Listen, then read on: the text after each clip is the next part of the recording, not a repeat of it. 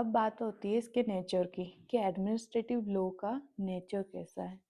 तो हमने इसे 5 हेडिंग में डिवाइड करा है जिससे हमें एक क्लियर आइडिया मिले कि इसका नेचर कैसा है। तो अब शुरू करते हैं।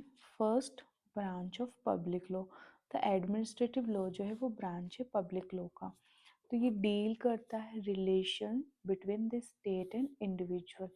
स्टेट और इंडिविजुअल के बीच की जो रिलेशन है उससे ये डील करता है, इसीलिए इसे पब्लिक लॉ की ब्रांच बोला गया है। ये प्राइवेट पर्सन मतलब प्राइवेट इंडिविजुअल के बीच के जो रिलेशन है उनसे डील नहीं करता। ये स्टेट मतलब गवर्नमेंट और गवर्नमेंट के जो सिटीजन्स है उनके बीच में जो रिलेशन है उससे डील करता है। फिर सेकेंड आता है डायनेमिक इन नेचर।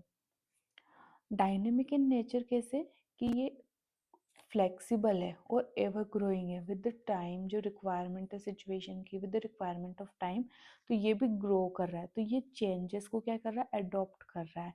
जैसे जैसे रिक्वायरमेंट है सोसाइटी की, जैसे जैसे नीड है सोसाइटी की, ये अपने आप को वैसा अडॉप्ट कर रहा है। ठीक है। थर्ड है judgement law.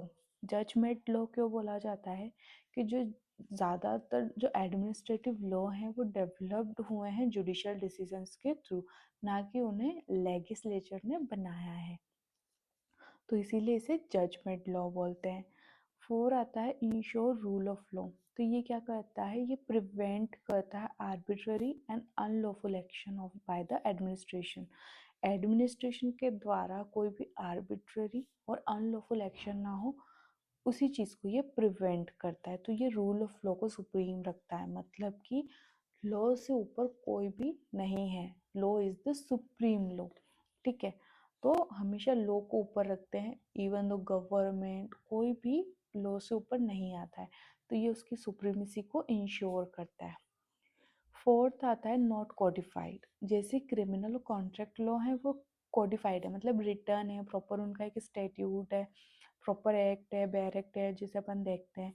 But administrative law जो है वो सिंगल स्टैट्यूट में, मतलब एक सिंगल एक्ट में उसको कॉन्स्ट लिखा नहीं गया है, कोडिफाइड नहीं है वो। ठीक है।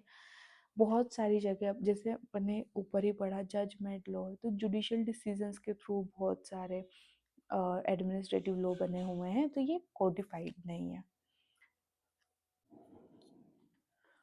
Scope of administrative law. The scope of administrative law is vast and include the following areas.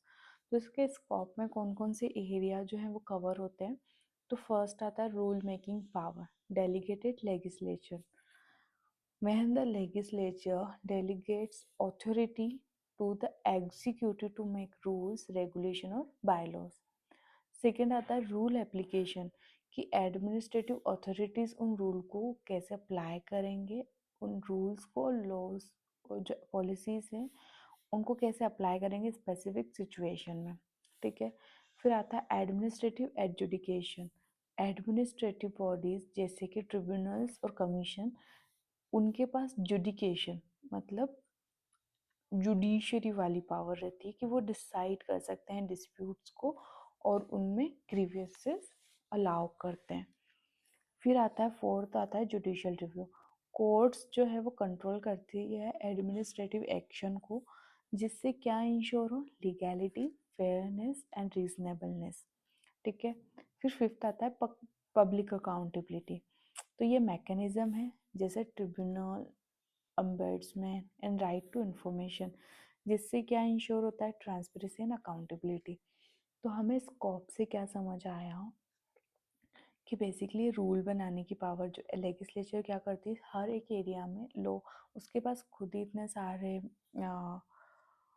Areas और सब्जेक्ट्स हैं और इतने सारे फंक्शन उनको परफॉर्म करने पड़ते हैं।